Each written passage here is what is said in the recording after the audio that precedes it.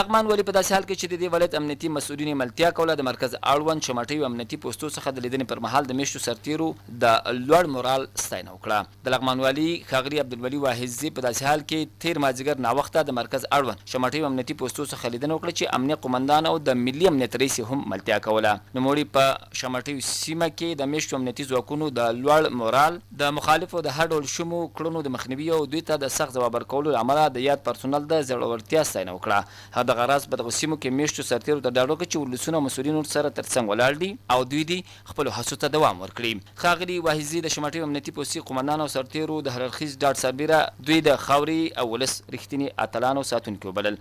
د لغمان والي او د دې ولایت امنیتي مسوولینو په سیمه کې له یو شمېر ولسونو سره هم ولیدل او دوی یې د امنیتي او دفاعي ځواکونو هر اړخیز ملاتړ ته راوبلل.